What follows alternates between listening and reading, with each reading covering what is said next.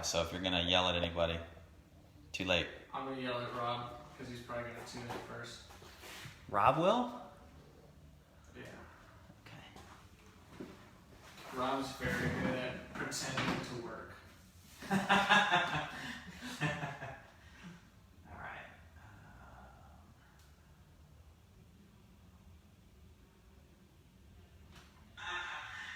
Look, I don't want to hear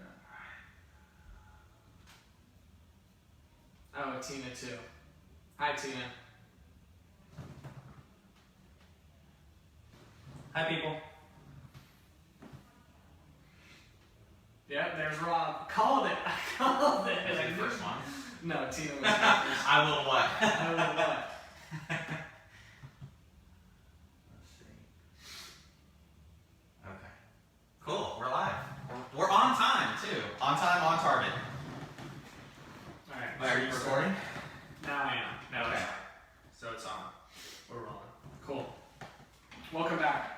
Thank you for having me back. This is, we're 2 weeks in a row. We'll see how long. We have met our goal of doing these weekly. And it's funny, we were at the end of class as Bartley Rice was leading today. The topic of discussion was consistency.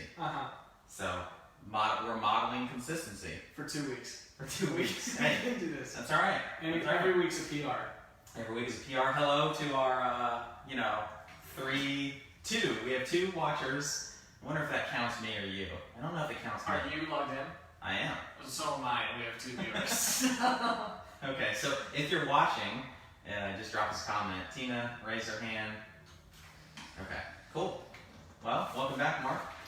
Welcome back. So last week, Josh, we had you on. We kind of did a check-in. It was the first time you were on the pod in a long time. We got a good pod in with the JM, Josh Martin. We're just talking in abbreviations. Yeah.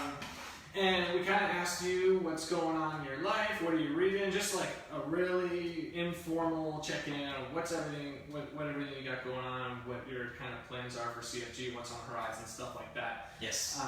This week we have more to talk about.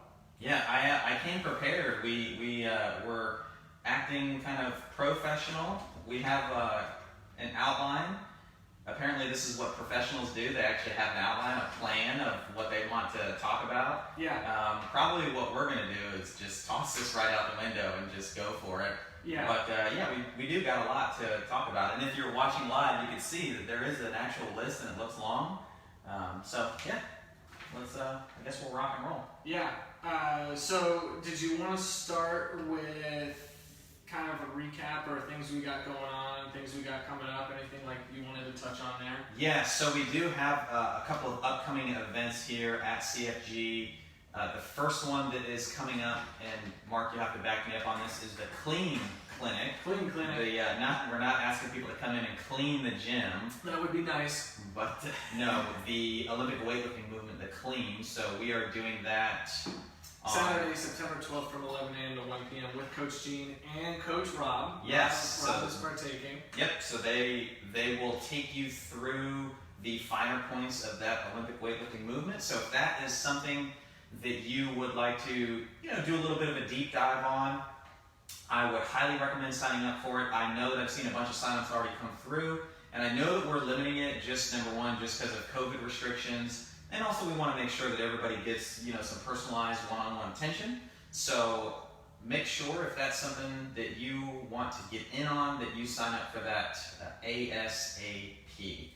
The second thing that we have starting, which I think is like 2 days after that, is our Fall Nutrition Reset Challenge with Coach Steph. Mm-hmm. And that is going to be from what day to what day, Mark? Monday, September 14th to Sunday, October 11th. Perfect. 28 days, so I'm assuming it's a Monday or Tuesday. Yes, and I know that she set a kind of like a little pre-sale early bird pricing, and that expires after Labor Day. Okay, so pricing goes up after Labor Day. So if you or friends or family or any of our 3 listeners worldwide want to get in on this Fall Reset Challenge, I would highly recommend doing that sooner rather than later, unless you just like spending more money for the same exact thing. Yeah. So just go ahead and sign up. Cool. Cool. Stephanie just joined the chat. If she can throw some some information and woohoo, fall reset, there we go. Boom. Yes, so Stephanie's watching. I think your computer is ahead of mine again, but that's okay. Hey, it's newer. That's okay. All right, so yeah, I think that's what we've got coming up. Okay. There are, some things later on, and once we get the calendar finalized, when we're back on next week, I'll release some more events that we're going to be having. It's just going to be fun, good value for the community, kind of getting together with proper social distancing, COVID guidelines, and all that kind of good stuff. So we will be having at my house again this year, pending any kind of calamity that goes on in the world. Friendsgiving again. Friendsgiving. So I think tentatively we're somewhere around November 14th, I think.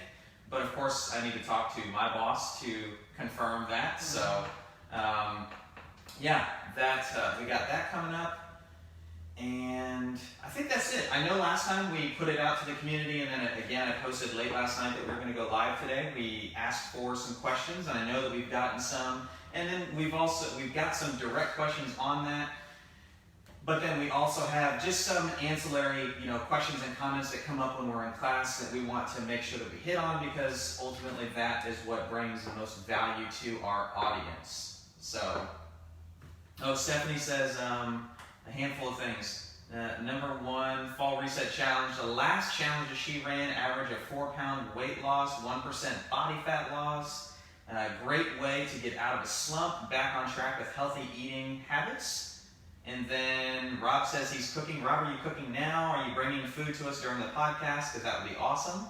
And then, yes, we are going to have, Stephanie is previewing a couple things, a Barbells and Bros event, which is obviously for the guys. And then, don't worry, ladies, we're not forgetting about you. We're going to do I believe it's Metcon and mimosas. Ew. So, Mark, if you leave your hair long, hey, maybe you get sneak in on that. It'd be like, you seen the movie White Chicks? Yeah. Well, I don't know that I've seen clips, but I know it's because it's with the Wayans brothers who are hysterical. Yes. Isn't Terry Crews in that? Terry Crews has got a good scene in that. Okay. Anyways, what is the question? I think Brandon had a really, really good one, and I figured this is a great one to kick it off with. So, no pressure if you can tell. I'm trying to drag this out until I get confirmation from Mark that he has found the question. And go. So Brandon Michael Carver said, Q. Means question. If someone chooses to work out in the evening, what are the advantages, if any, in regards to metabolism/calorie burn of doing a morning cardio session like a jog, a quick walk, calisthenics after getting up? So again, if someone chooses to work out in the evening, what are the advantages to doing it then versus doing something in the morning, like a morning cardio session? Okay, so not to sound like a politician, even though it is election season, which we will definitely never ever be getting into on this podcast. Thank you. But the politician answer is context matters and it depends. So I'm going to make a couple of assumptions here, knowing Brandon, knowing him for several years, knowing approximately what his goals are. I think I can accurately assume some things with him. The first assumption would be that he is talking about doubling up, so basically doing like a second session. So the morning session would actually be like a more cardio, what people would think of as cardio or endurance-based session, and then coming back in and doing whatever the class programming is on that night. And he's saying like, hey, what advantage does that have on your metabolism, things like that. Am I correct there? Sounds about right. Okay. So, number one, the fact is, and I don't know that this is an advantage, it really just depends, that's why I said context matters, but the fact is that at the very least, you are doing more work, right? So you go from doing one workout a day to, let's just call it, this is your second workout of the day. So you're doing more work. More work is not necessarily a bad thing, but what you have to understand is that more work, no matter what kind it is, introduces more stress to the body. So regardless of what your goals are, but let's just say that you have a goal to drop some body fat percentage and increase your muscle mass. You want to make sure that the extra work that you're putting in supports that. And there are a lot of different ways to do it. adding in some extra training volume is certainly one way. Going through the avenue of nutrition is probably a more efficient way, but it can definitely help if that is the specific goal. But there is a big caveat, right? This is why I said context matters. What you need to really take into account, and this is where a coach comes into play, helping you, navigate these waters, is, okay, is the added stress that you're putting onto your body by doing a morning cardio session going to negatively impact you in such a way that you're actually going to regress? So, case in point, if you work a job that has you up very, very early, it's physically demanding, you've got a house full of kids, or you're just stressed out. I mean, let's be honest, everybody is probably dealing with more stress at this time of year than normal. Mm-hmm. Kids are going back to school, COVID, all those types of things. So you really need to weigh any extra stress that you're putting onto your body. Is it going to be worth it? Because the real question is, if you do this extra work, can you recover enough to actually benefit from the adaptation that is going to happen to your body? So the way that I think about it is this. Let's just say that I'm averaging 5 workouts a week. I would never tell somebody to go from doing 5, let's just say you show up to do the group fitness class here at our gym, to adding in 5 extra cardio workouts per week.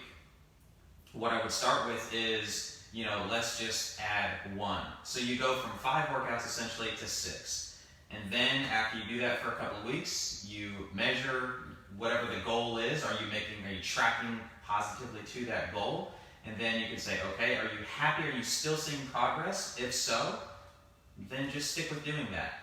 Because a lot of times people have this temptation, they see that they're getting a little bit of progress in, and now they're thinking, oh man, I'm getting some progress, I want to see more, I want to see it faster, so they add in that second extra session, which then takes them from 6 to 7 sessions a week, and then they see more, 7 to 8.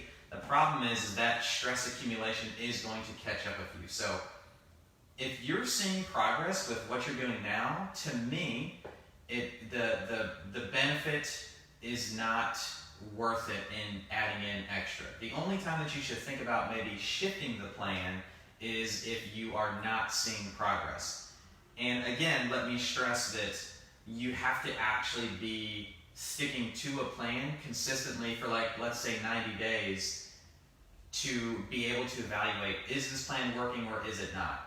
Right? Like if you prescribe somebody, hey, you need to show up 3 days a week and you need to work with Stephanie on your nutrition, and every now and again you're only showing up twice a week and your nutrition is only good half the time, or you're only doing what she's telling you to half the time, you can't say that the plan's not working because you're not working the plan. Right. Right?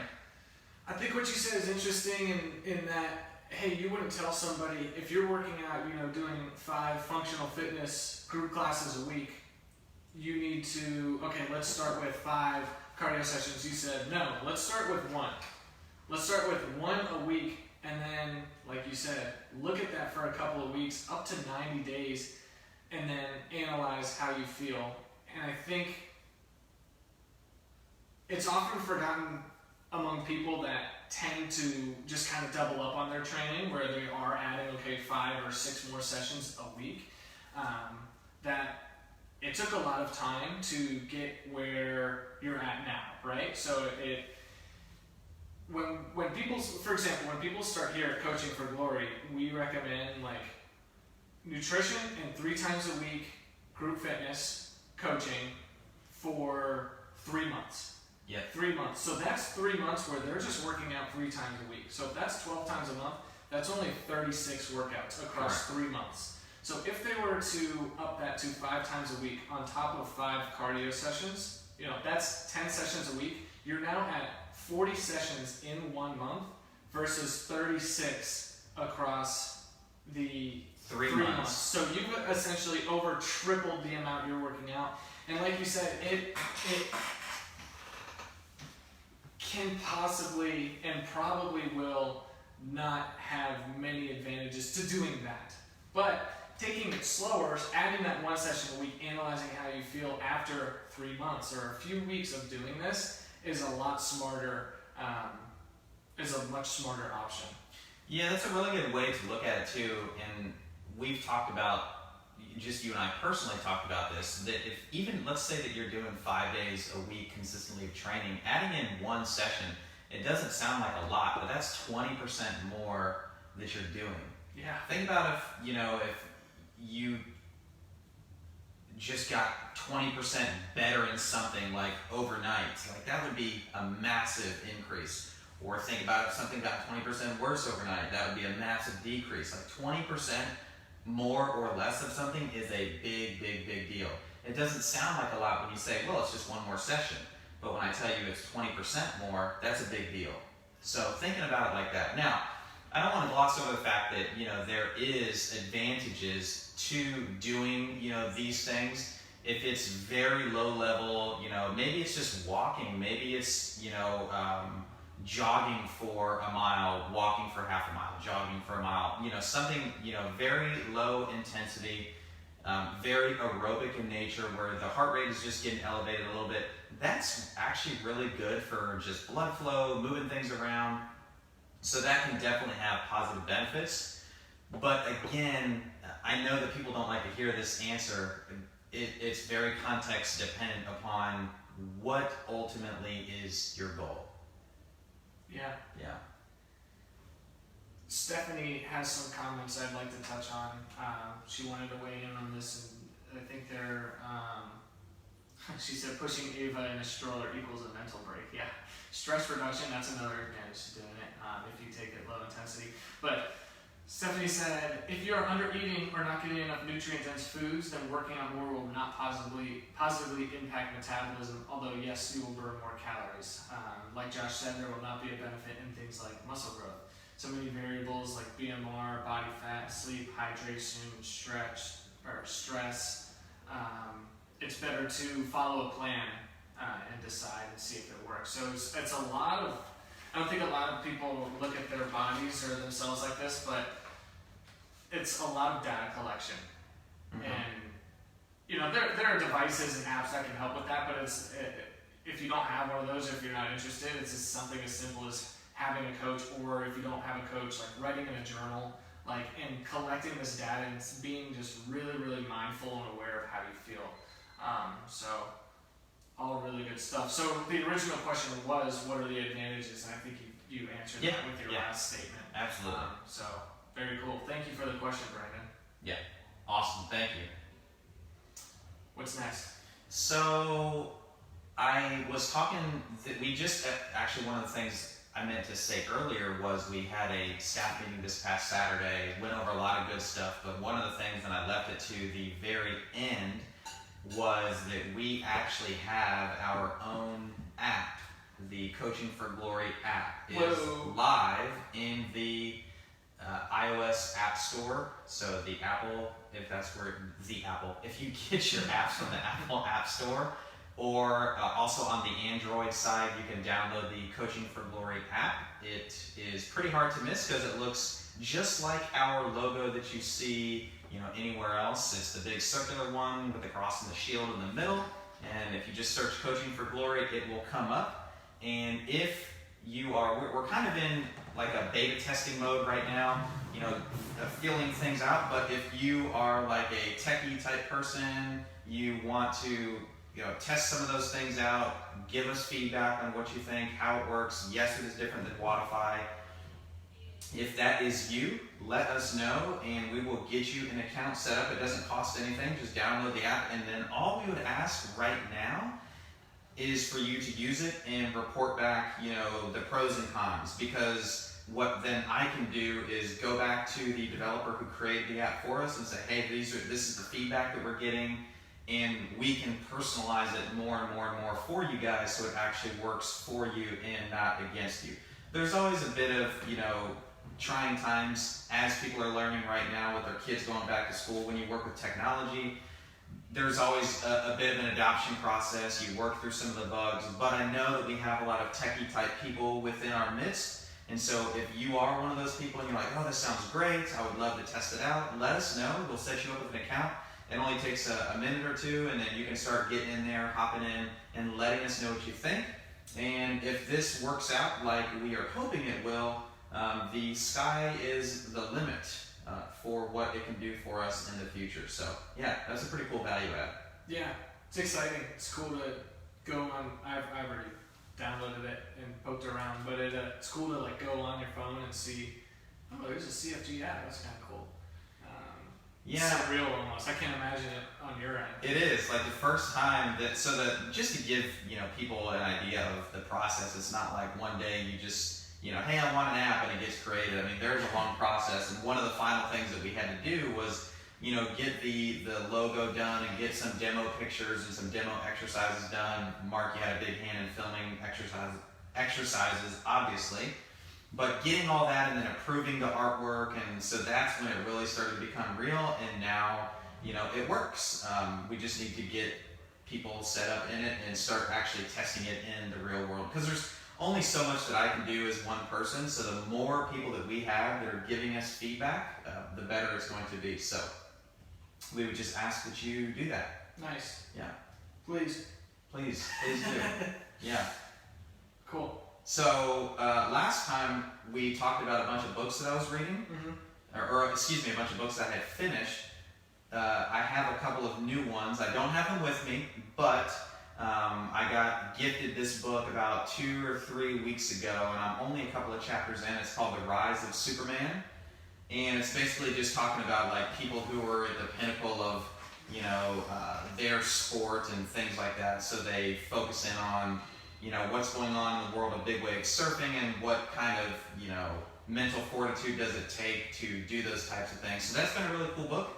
And then, Marc, you probably know this, but I'm a huge fan of all things 90s NBA, the Chicago Bulls in particular, Michael Jordan. Yep. And Phil Jackson. My Michael Jordan year. What's that? I'm coming up on my Michael Jordan year, they call it. Oh, is that what they call it? Yeah. I have never heard of that. Well, now you have. Now I have, all right. So that's Marc's sly way of plugging that he has a birthday coming up. So if you want to contribute to Marc's birthday fund. Yeah, I'll send the GoFundMe link in the show notes. Podcast. Anyway, so I'm reading Phil Jackson's book called 11 Rings, and it has been fascinating. That's usually I read for like 10 or 20 minutes before I go to bed, and it's just neat to hear his perspective on, coaching Kobe Bryant, coaching Michael Jordan, his early days as a player. A lot of people forget that he actually was a part of a championship team, the New York Knicks. I think it was back in the 70s, if I'm not mistaken. Wow. So to hear what his career has been like, all the different things he's gone through, is just, it's really cool. So that's what I'm reading. Yeah, that's right up your alley. Oh, man. I'm surprised you haven't read that one yet. I've heard about that one a couple times. I'm surprised you haven't read it.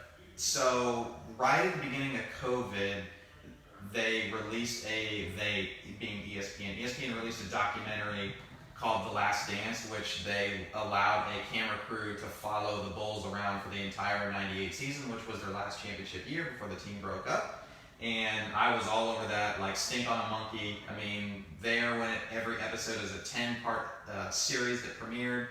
So for 10 straight weeks, that's where I was on Sunday nights. It was amazing, and it finally gave me the impetus to go and buy this book. It had been sitting in I have an Amazon book wish list that has about 200 different books in there. So I went and I finally just ordered that because I figured that was the perfect time. Nice. And of course it was sold out for a little bit, but it did come pretty quickly. I haven't watched The Last Dance yet, but I've heard it's awesome. And I've heard the Lance Armstrong one is just so good. You and I have talked about that one a little bit. I've seen clips here and there, like minute or 3 or 4 minute long clips, but I have not watched either of those two yet. Yeah, so they're both incredibly good. Of course, I love the storyline of the Bulls. I was just that is my all-time, sports idol, Michael Jordan. I'm just a humongous fan of everything that he, has done in the sporting world and, the sneaker world and things like that. And of course, the Lance Armstrong story is very captivating. I remember it like it was yesterday when everybody wore the yellow Livestrong bracelets, and then his whole world basically imploded in front of him because of all the, terrible things that he did. And this documentary, man, was eye-opening. I mean, yeah. I'm pretty sure that he won't listen to this podcast, so I can say this, but what a world-class scumbag. I mean, it just is unbelievable, just the just there is absolutely no remorse in anything, that he did in the pursuit of winning, which, I mean, on the one hand, I guess you have to hand it to him that he was that dedicated, but I think the sad part was the people that he railroaded, in an effort to cover up his lies. Right. But if you have not seen that documentary, it is well worth your time. I think it's a really cool learning experience for old and young alike. Cool. Yeah. So not to derail from the... No, sorry. podcast. Yeah. No, that's fine. That's my fault. What else do we have on my notes? Let me open my notes up. Brandon said, thanks for the answer. I appreciate it. You are welcome, sir. You are most welcome. Yes, sir. So you have paper notes. I got it electronic. I can just pull it right here. Old school versus young school. We go old school versus new school? Yeah, new school, not young school. So we got the CFG app. We talked about what you're reading. A note we have here, and I'm actually going to segue into this one based on what you just said about the book you're reading about, his name was Phil Jackson, correct? Yes. He coached Kobe Bryant, he coached Michael Jordan. Yes. So these are athletes at the pinnacles of their sport. Of course, we know Michael Jordan, we know Kobe Bryant. How can these people be coached? Because you look at them and you're like, man, they don't need coaching. They don't need coaching. They're at the top of their sport. You look at people like Fraser or Lance Armstrong. Lance Armstrong probably had a coach. Michael Phelps had a coach. I know that from a book I read, actually. Bob Bowman. Yeah, that was his coach. What do these coaches do? What is their job? What overall is a coach's job in a situation like that? Overall. Yeah, that's a good question. So in a nutshell, and it's actually very easy to see this when you frame it in the context of sports, but it also applies to everything that we do in here, or it applies to, just in life. The job of a coach is very plainly simple. It's to get results. That's it. All right. Okay. So Phil Jackson's job as the coach of the Lakers or the Bulls was to win. That's the result that they are after. Yeah. Right. So in sports, it's very easy to see. It starts to get a little bit less 100% clear when you leave the sports realm. Right. So maybe the goal that somebody has is, at face value to lose some body fat, or to put on some muscle, or to train for something specific. Okay. Well, the answer is still the same. The coach's job is, to get you results. How that happens, though, and this is why I love really going through Phil Jackson's book, is you have to get your athlete, your client, your member, whatever you want to call them, you have to get them to keep coming back. You have to get them to show up and show up consistently. Right. So the way that you do that is you have to get them bought into doing not only or not just what they want to do, which is usually what somebody is good at, that's what they want to do, or maybe what they think they should be doing, but also you as the coach, you're the authority on knowing what they need to do. And this actually ties back in nicely to what Brandon was talking about earlier, is it based upon his specific goals. Again, I was just making some assumptions, and I said that it depends on context, but the job of a coach is to know ultimately what is the goal, and then say, okay, this is what you need to do to get to that goal based upon three things. What are you ready, willing, and able to do? Mm-hmm. So, and that really comes from, a place of honesty and educating the person that you are working with. And that has to happen in the context of a one-on-one relationship that you have with somebody. So what's the difference between a coach that can do that and a coach that can't? So let's just break down like this, right? Last time I talked about another company that I own that we started last year called To Bring Coaching. And our mission there is to build world-class fitness and nutrition coaches. So let's just say that we want to differentiate between somebody who's a good coach and somebody who's a world-class coach. A good coach is somebody who, let's just say that this was our SOP for how to run a really, really great class. So the 9 a.m. class comes in. Step one is that our coaches need to be here 30 minutes ahead of time. And part of that is to make sure that they are fully prepared. They know everybody that's coming in. They can prepare each specific station for them. They can, if they need to, write the whiteboard on the workout. They can figure out what their class flow is going to be like, and generally just be prepared, because that's part of actually delivering a really good experience. What we guarantee people when they come here. And then they greet people when they walk in, they start class precisely on time, and then all the things that happen in the midst, making sure that there's a proper warm-up, making sure that appropriate scaling, progression and regressions are set forth for every single person that comes in, and you end on time, right? So that part of that is like respecting everybody's time. So 9 o'clock class starts precisely at 9, and you are done no later than 10 o'clock. That's what a good coach should be doing. That's quote unquote checking the box. Okay. So I'll give you a really concrete contrast into perhaps what a world class or somebody who is on their way to being a world class coach looks at. So we just had this the other day in class. It was myself, Bart, I believe Allie was in there. Yeah, Allie was in there. Nat Nichols was in there. Zach was in class. Justin, Tabrez, all these guys that they're pretty much regulars at 9 a.m. So in the midst of class, and I wasn't coaching, but I just happened to be there, in the midst of class, as a coach, one of the things that I'm thinking about is, okay, how can I bring specific value to each individual that is in class that day? So Bart and I happen to be working out next to each other. He was working on handstand push-ups, and I know what Bart's goals are, and I know what actually resonates with Bart, i.e. what he finds value in. And for him, it's, moving more efficiently, working on getting better technique, and not everybody really cares about that. And I would venture to say that 99% of the people that come to CFG probably don't care about workout times or PRs and things like that. Mm-hmm. Maybe it's not 99%, I'm exaggerating, but let's just say that it is. But it matters to him. So one of the things that I just happened to say, during the course of working on, I think it was handstand push-ups the other day, was, just how he can do things just a little bit better to get into a more comfortable position that works for him. And he very genuinely said thank you after that. So that's one of the things that I'm thinking about, right? Now that's just part of the context of coaching. But then the other thing that I think about is, Allie is dealing with some risk stuff. So that's an added stress on the body, because you've been there, like, if you can't do something that is what everybody else is doing, it's frustrating. Yeah. It's hard. So that's an added stress. Well, coupled on top of that, she also had Elena just went off to school. So that adds another layer of stress on top of it. So now she's dealing with the risk.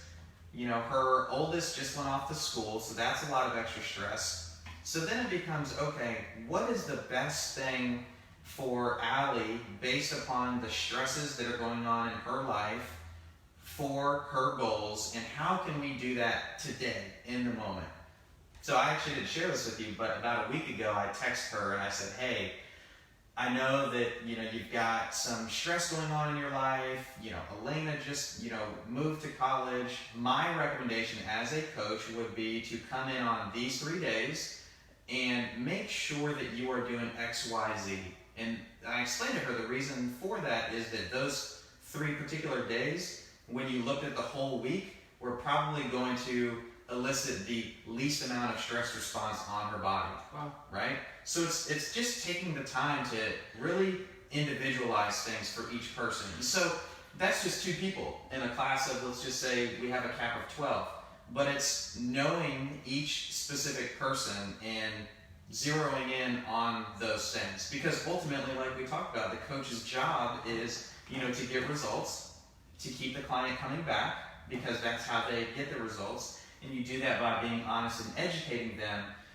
But more so than that, it's about meeting them where they are that particular day. And so what that means is you have to step out of yourself as a coach, step into their shoes so you can see the world through their particular lens on that specific day, right? It doesn't matter what you think, they're going through. Oh, they dealt with this last week. Well, that was last week. What are they dealing with right now? Yeah. Yeah. So this is kind of a canned question, because I think I just ask it to get the answer out there. I think everybody knows the answer, but how do you get better at that? Experience. I mean, honestly, repetition. It really is. I mean, you got to put in the work, and so it's funny. On Monday we had Abigail from Exos. She's going through our coach development plan, and now people are seeing. She's doing what we call in this part of the plan like client-facing stuff. So now she's actually on the front end where she's observing classes. But this is like step 20? She's already done how many weeks worth of stuff behind the scenes to actually learn, what is it from a social perspective that she needs to be looking at when she's watching classes? Psychologically, what is it that she needs to be aware of that not only each individual person is potentially dealing with, but the group as a whole? So, how do I not just motivate individuals within the group, but how do I motivate the group as a whole? Because, we've had some big classes, and it doesn't take one or two people if they're, kind of acting crazy to derail an otherwise really good class. Right. But a coach that has command of it and can make things fun and engaging and really connect with everybody individually, that they stand above the ones that cannot do that. Yeah.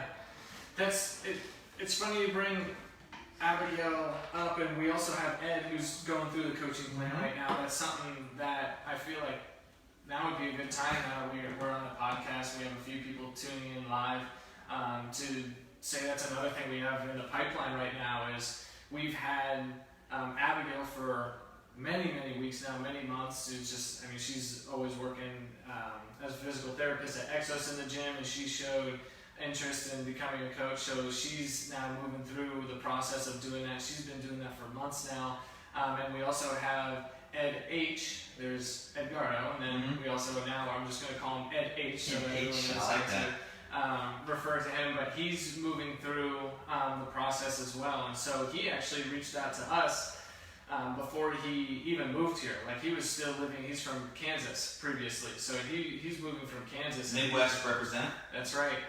And so he reached out and was like, "Hey, I see your gym. I want to come to your gym, and I also want to coach." And we're like, "Awesome!" And he got started with that process because that's how fine it is, the process from the very beginning. And so he started that, came here, joined. He takes a lot of 5:30 classes, and you guys have probably seen him on a Saturday. But the point of me saying this is that we have two new people kind of going through the pipeline right now that are very enthusiastic and excited about doing this, and they've been in the game a long time in terms of doing a couple of different courses and sending in homework and shadowing classes. They've been really putting the work in because they care about doing everything that we just talked about, the coaching. So I'm really excited as head coach of CFG to kind of see these guys shine, Abigail and Ed, in front of you guys and coach some classes because they're really thrilled to do it. So yeah, so we have a podcast.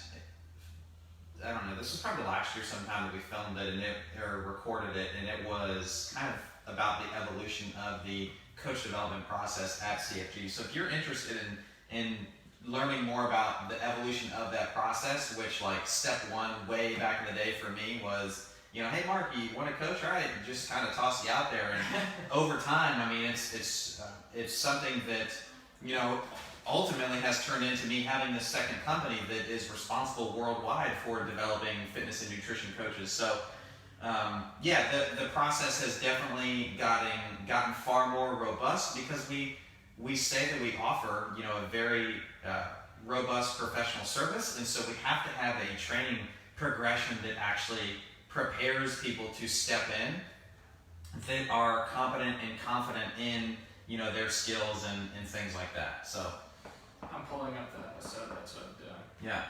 Tina says 5 p.m. feels attacked. I wasn't attacked at 5 p.m. Tina. I'm sorry. But I will if you want me to. If you want the floodgates to be open. Yeah. No, I'm just kidding. I love my 5 p.m. people. But if the shoe fits, no. I'm just kidding. Coach Education at CFG. It was CFG episode 18 of the podcast. Wow. So that was... No, 16. Sorry, episode 16. That was a while back then. Yeah, it was in October of 2018. Yeah. So I have a question for you. Uh-oh. So you said that your Michael Jordan birthday, which I think you just made that up. No, Michael Jordan year. The Michael Jordan year birthday is coming up, which means 23 for those who don't know. Even though Jordan also wore what number, Mark? I don't know. Yeah, 45. Mark's fired. Okay, so... I was going to say like 3. So your birthday's coming up, and you've been waiting on something via UPS to come in. So tell all 3 of our listeners and viewers what it is that you have been gifted for your birthday by none other than Mama Z. Yeah, so I'm lucky because my mom loves me, and so she got me a birthday gift that this isn't something that like, and she knows this, so this isn't me like being a jerk or spoiled, but like I know you have the Whoop band, we know other people that have the Whoop band, and so she got me a Whoop band and a subscription to Whoop for my birthday, which is cool. Like, yes, I love data, I love tracking the data. I was not thrilled about going out and getting my own Whoop prior to being gifted one because Mark's cheap, folks. That's why. Well, one I'm cheap.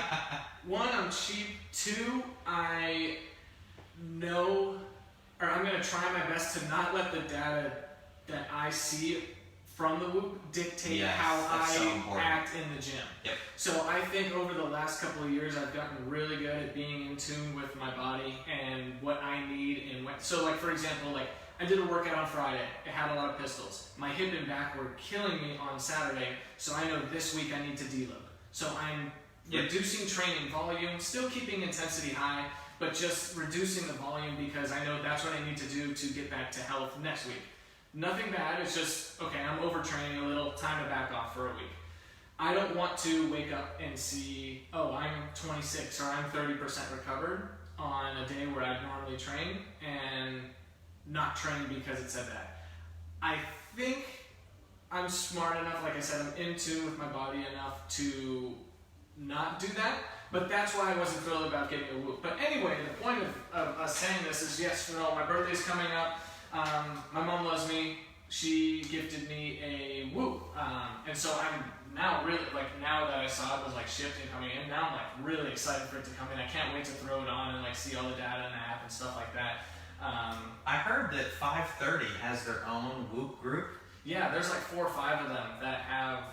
We have a Coaching for Glory Whoop group. Why are those guys not in that group? It's probably their own separate group. Where SEAL Team 530, they gotta just do their own thing. That's cool. That's alright. But no, so that's another thing I'm excited about is like getting in there, because I didn't know you could do this. There's a lot you don't know when you don't have it. I mean, you don't know what you don't know, but I'm excited to get in there almost like a Wodify leaderboard with everybody that has a Whoop and get in the same group and kind of compare recoveries and calories and just all the different data and stuff, because I like that. I like looking at that kind of thing. So that's what I got going on. Awesome. With the Whoop band. So that kind of brings us to the next topic that I had written down here, and it relates to, you know, you mentioned that you did a workout on Friday, I had a ton of pistols. Obviously we had a staff meeting on Saturday, and you modified it based upon, you know, how you were feeling from Friday's workout.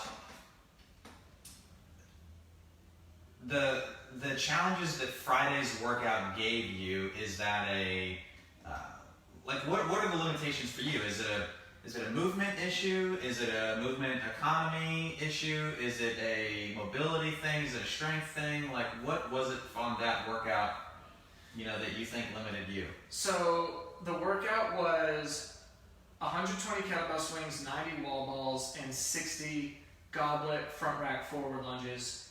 The RX Plus was 60 pistols instead of the lunges. So everything was identical except for the pistols.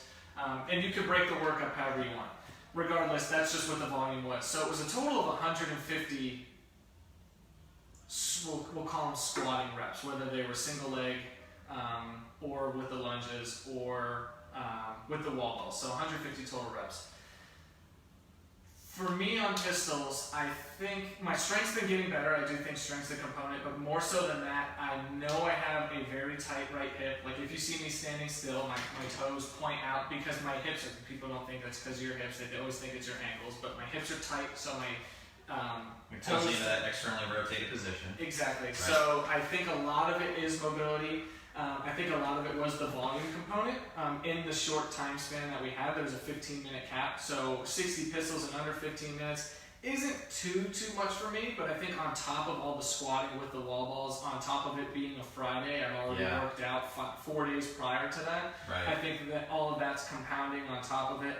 So I think that's what it was. Volume, mobility, movement economy. So because my mobility isn't there, and I think a lot of people discount this, like if you're not mobile and can't get in the right positions, you're not going to move.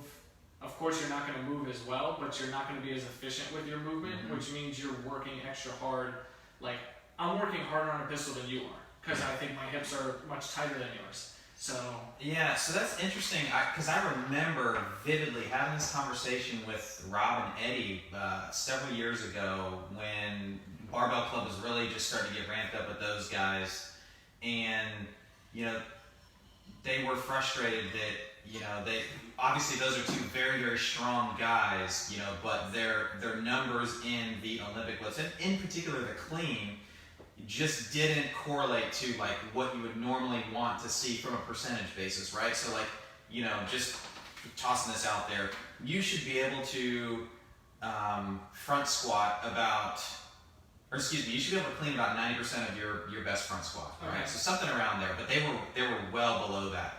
And what I told them, to finally got through their heads to actually, put in dedicated, intentional time with their mobility work was that the whole point of mobility, especially just for those guys, and this goes back to like, what is a coach's job to get results, and you have to connect individually with each person. The point of mobility for them was to allow them to actually express all the strength that they had.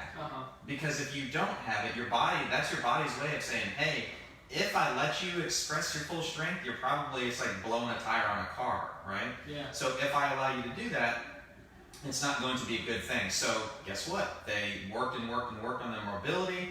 They didn't necessarily get stronger, but they could express more of their strength, so their numbers went up.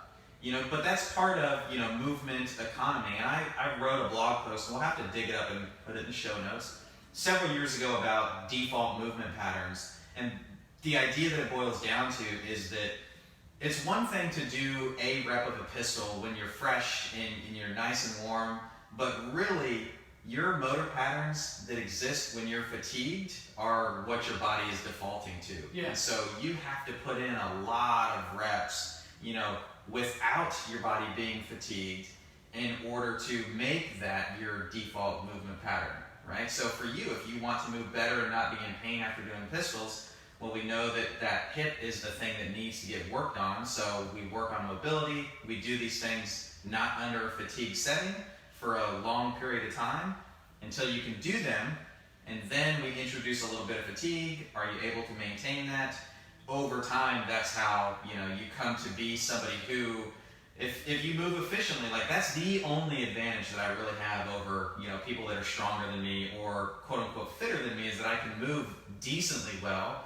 But it's because I've put in years and years and years of just trying to move well. Yeah. It's funny because I'll use Rob and Eddie as examples talking to people about mobility as well, and I'll normally say I was talking to Jose the other week, and we were kind of having a talk on movement efficiency and breathing and a bunch of other extraneous stuff, but I was saying, well, look at Rob Rivera. I'm like, he's like, how long does mobility take? I'm like, look at Rob. I'm like, look at how he was cleaning 3 years ago versus now. I'm like, that's 3 years of mobility. And I tell people a lot, mobility is just as tough to improve, if not harder to improve, than strength. Because it's boring. Nobody wants to just stretch, and put themselves into uncomfortable positions and feel dumb. And so we always used to laugh at Eddie and Rob because, like you said, about a year or 2 years ago when their Barbell Club was really ramping up for them, it was 35 to 45 minutes of warm-up and mobility, and we always used to give Eddie a hard time because Eddie, you haven't touched the bar yet. At 6:45, Barbell Club's done in 7 minutes, but that's because he spent so much time mobilizing. I remember that. And Rob would mobilize with him, and it's like, man, what are you guys doing? Yeah. But then they can catch a clean in a front squat for the first time in years, or they can back squat without any hip or knee or back pain. And that's, back to getting results, that's what's important. Like, gold medals and state championship titles, like, heck yeah, that's awesome. But like, being able to not blow your quad out when you throw 365 on a front squat, Rob, that's what's cool. That's what's cool to be able to do. But yeah, mobility in proper positions. Movement efficiency is such a funny topic. I feel like I could ramble on and get distracted by talking about that for another podcast episode or 4. Yeah, I definitely think it's worth diving into that deeper on another episode, because there are so many variables, and there's probably a large majority of people that maybe they don't care about that, and that's fine, but we know that there are people that do care about that. But if you're in the camp of people that do care about it, what I would just say is this: when you come in, think about what is one thing that you can do to maximize your time that you are in the gym. Or even if you're, we have a lot of remote athletes. What is one thing that you can do during your session to maximize the step that you are taking to get closer to your goal? So if the goal is to get stronger, okay, what is the thing that you can do to maximize your ability to get stronger in that day? And you kind of got to backtrack a little. We have this conversation a lot. I guarantee nobody that is listening to this, or except if Jay listened to this, but nobody came into CFG, nobody really goes into any gym or fitness facility ever and says, I'm here because I want to clean 300 pounds. So, for example, like I just used to say that because we did cleans in the class today. Yep. It's like, so when we're doing a heavy single, what's more important? Like trying to get 200 pounds and it looking like dirt, or keeping it at 100 pounds and moving really, really well, because you know that just that good movement, that's going to keep you healthier to reach your original goal. Hey, I want to drop 30 pounds. Hey, I want to gain 10 pounds of muscle. Hey, I want to be able to kneel down and garden without hip or knee or back pain. Yeah. Nobody has ever said, hey, I want to come in here and clean or squat 300, 400 pounds. Yeah, and that's not an easy thing to do, because the gift and the curse, especially like in the group fitness class, the gift and the curse is like, it's fun to be in class with your friends that push you, to just try a little bit harder. But sometimes the curse of that is, in an effort to push you, it might be a very, good, positive thing, but if I'm pushing somebody in the wrong direction, then I'm pushing them further away from their goal. And again, that's why, we are a gym, where the service that we deliver is coaching, not access. If you want access, you just go to the gym down the road that has all the same equipment as we do, and you go in and do your own thing. But if you want to be coached, and it's not even just about movement, but it's about understanding, like I was talking about earlier, the different stresses that you have in your life.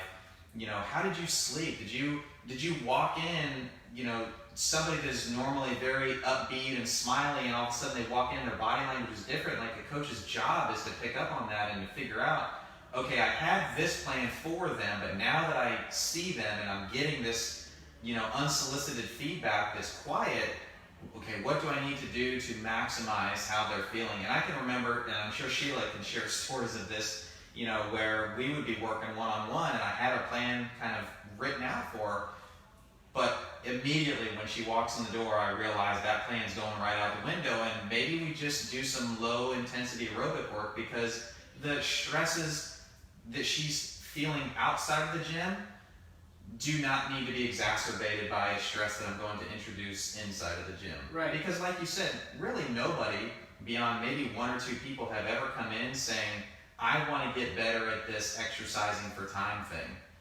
Every goal has to do with how they feel outside of the gym in their everyday life. And it's our job as coaches to be I lost the analogy that I used a couple of times during COVID. The lighthouse for people, to make sure that they always get brought back to like, hey, this is why you're here. You have to remember that. And that doesn't mean that the conversations are always easy, but that's the job of the coach. Right.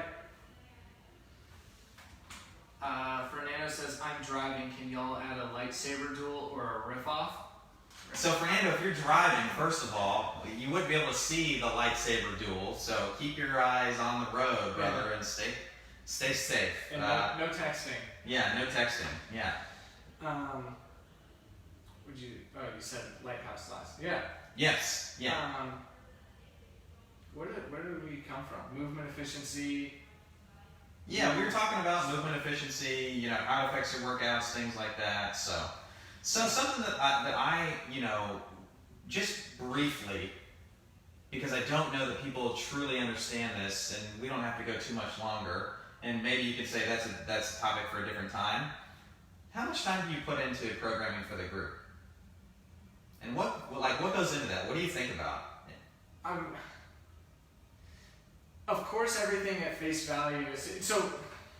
I'm going to answer your question with a long story, and this could very well be an entire podcast episode, but I'm not going to make it. So yesterday, the workout, we're just going to say it had 100 bar facing burpees and one heavy deadlift spread across 20 total rounds. So 20 rounds of 5 bar facing burpees and 1 heavy deadlift.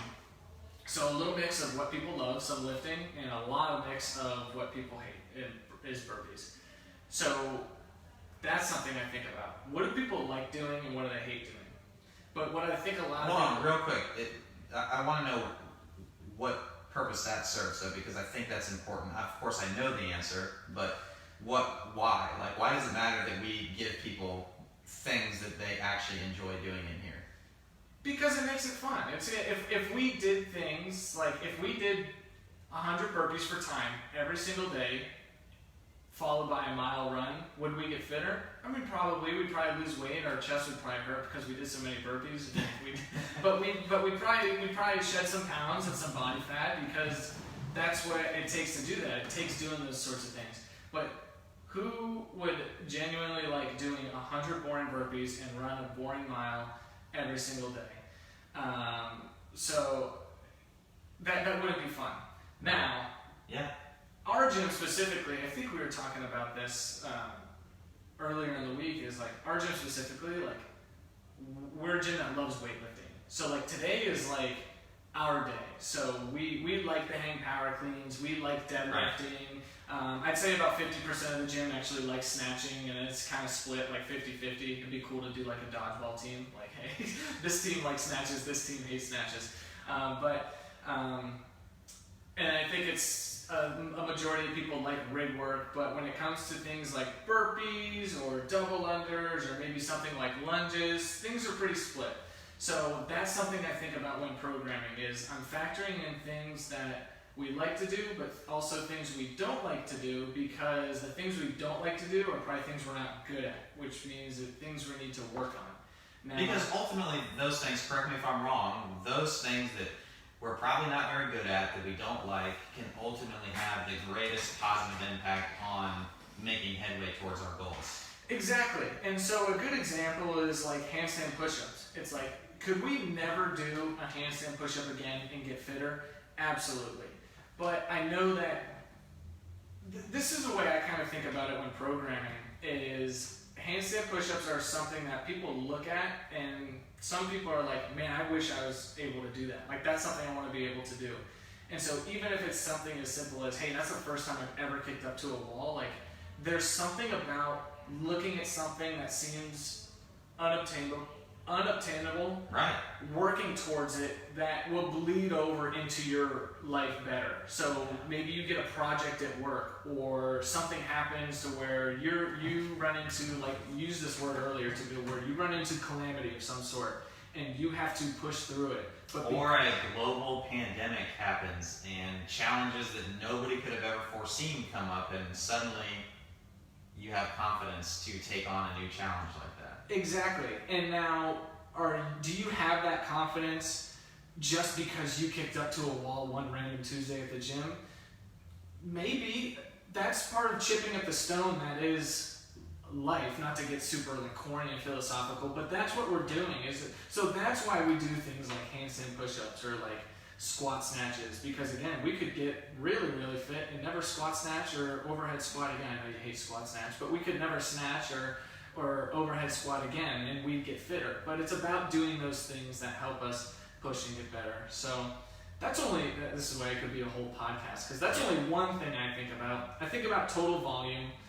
So again, those heavy deadlifts, and the weight that's on the bar for the amount of reps, and the weight we've done recently, and kind of how it compares over weeks. I think about certain movement patterns, so squatting, hinging, pushing, pulling, carries, stuff like that.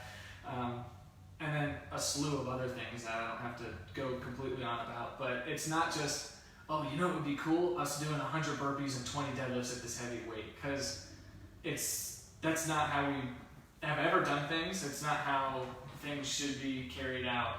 It just takes a little bit more thought to put into it, to make sure that we're doing it safely, but also so that it's effective.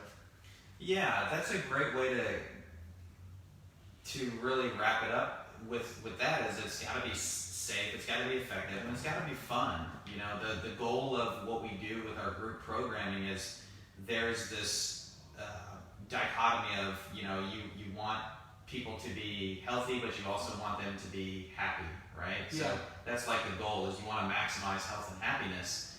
Because if you go too far down the road of, you know, health and then maximal fitness, well, we don't have to go way down this rabbit hole, but there is no argument that the quote-unquote fittest people, say like at the CrossFit Games, are not maximal in terms of health, right? So it's kind of a fine line to walk, because the further and further that you push into that health, you do walk away from happiness. Case in point, if I said, you know, you told me that you had a goal of deadlifting 500 pounds and your deadlift is at 350, you know, there's a very easy protocol that we could put into place. That doesn't necessarily mean that your happiness is going to increase, you know, because you're going to go down a dark road of feeling like dog doo-doo for a long time while you really work on this strength. You know, so if it's just all about, you know, maximizing those qualities, well, then we lose out on the quality of happiness, and that's super important for us, is that we want to maximize both to the extent that we definitely can. And the way that we do it is the way that you program for the group. It's got to be fun, it's got to be safe, and yeah, it has to get results, so it's got to be effective. Right. Yeah. A lot of that stuff, and that programming is just a really good metaphor for everything else that a coach kind of takes into account. So another thing, it would be like nutrition. So like Saturday night, Emily and I went out to eat, and you know, we were sending you pictures of the huge meal I ate. It was that you didn't finish, by the way. I was like 4 bites away. Come on. To account for the chips and salsa beforehand, it was definitely finished. But it was, I mean, it was just this huge, some would say grotesque meal. That's like, man, why would you eat that? But I know that Monday through Saturday, I'm being pretty good. Yeah. And so I'm going to, I don't want to go down that dark road of spending a year, 2, 3 years of being picture perfect with my food, because I know for me, I'd be miserable. Right. And so programming and fitness are just metaphors for everything else in life, whether it be food or life or work or something like that. Yeah, it's sometimes it's easy, and like I was talking about earlier with the group aspect, sometimes it's easy to get carried away with what somebody else has or what somebody else can do, and thinking that, oh man, I would like to do that. But then when you sit with a coach, or you have a conversation with your coach like you should, and you recognize, okay, this is what it's going to take to get to that, then you have to evaluate that against, number one, what is your goal ultimately? And maybe, you know, it changes and you have a new goal, and that definitely happens all the time, and that's fine. But does it fit in with the rest of your life? Because really, everything that you do in the walls of the gym exists to support, you know, the life that you want to live outside of it. And ultimately, we just want you to live your best life. Right. And to my knowledge, there's only one person, and it's Jay, that's, you know, ultimate deal is to make it back to the CrossFit Games. It's got a pretty good shot. Not to put that in recording, but that's going to be pretty fun to watch in February. I'm just scrolling through the comments. Tina says, he programs whatever I complain about. That's been a standing rule amongst the staff for a long time, Tina. So you can even ask my mom about that. When I was coaching still, anytime somebody complained about something, mental note, it's coming up next week. So Rob said you complain about everything. Tina said, except he throws me a gift every once in a while, like today. Yeah, so that's supportive of like what you were talking about earlier, right? That the people at CFG do like their barbell work, and that's always been the case here. So yeah. What's left on our notes? Because I did have something I think we could branch off of to finish up the podcast there.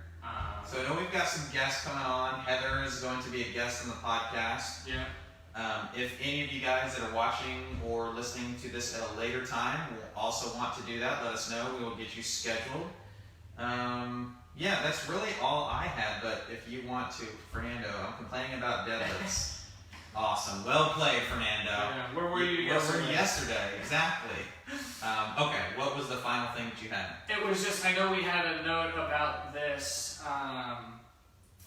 and just Robin, Tina's funny comments about complaining reminded me of it. I know we had a note about that.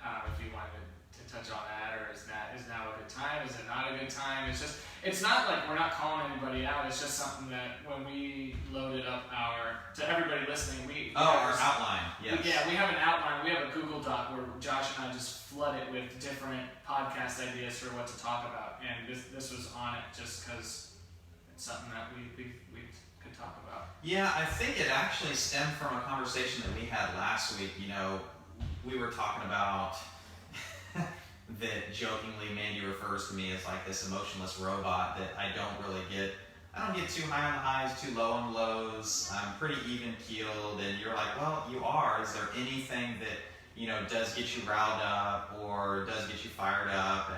And really, and this is going to sound so ironic when I say it, and yes, I recognize the irony of me complaining about this, right, or pointing it out. But the only thing that I would say that it doesn't get me fired up, but it's just, it's a useless thing, is complaining. Right. Because it doesn't do any good. And so, when I, hear things or read things, and I know, Tina and them are joking in the comments and everything. It's not for serious. We're not like calling you out. Yeah, not a bit, but I mean, shoot, think about what has transpired, just in the realm of social media over the last 6 months with COVID. And then now if you have kids that are going back to school, like just look at your feeds, and it's, it's just another notch in the column of negativity every time that somebody complains about something. And sometimes I have to make sure that I'm empathetic to every person's situation and their perspective, because I'm not invalidating anything that anybody says, because everybody has their own lens that you view things from. But if you're out there and that cuts you deep or something, or you think that it's a personal thing, it's not, definitely not. But one of the things that I recognized this, I had a really negative attitude when I was late into my high school, early into my college years. Definitely did a enormous fair share of complaining, and I just really had to start taking stock of the things that I was complaining about, and focus on, okay, what is in my control. For instance, you've been in the car with me. I am not the most patient driver in Fishhawk, which is why I try to limit the amount of driving that I do, because that is like the one place that does come out of me. So that's the place where I have the most opportunity to work on that side of myself in terms of being a complainer. But yeah, I mean, it's just silly. Like when I sit back and think about it now, the person that cuts in front of you in traffic didn't do so to ruin your day. They've got their own situation. They've got their own issues going on, and me getting frustrated or complaining or yelling or swearing or something isn't going to do anybody any good. So, if you're in that position, what I started doing, and even to this day what I do now, is anytime I feel like I've got a negative thought or I want to complain about something, I just kind of take a deep breath, and then I try to put myself into that other person's shoes, and okay, well, what is it that they're potentially dealing with, you know? And that usually does a great job of working for me, and it's been a way that I've been able to cultivate a lot more patience and a lot more peace in my life. And so now, if there was anything that does get me fired up, it's that, just because I think that it's short-sighted. And I also think that it's easy to get caught in the trap of thinking that you're commiserating with people, you know, like if you go on a Friday night out for drinks, you know, with your friends, and you're just kind of, you know, complaining about work, and it sounds like an innocent thing, but it can easily spiral into this, you know, potential where it's the only thought that you have about that situation is a negative one, you know? And so, coming full circle, unless you are making, you know, attempts to correct the situation that you have control over, just don't complain, you know? It's that easy for me. Don't do it. Tina says I complain but still show up and do it, no cherry picking here.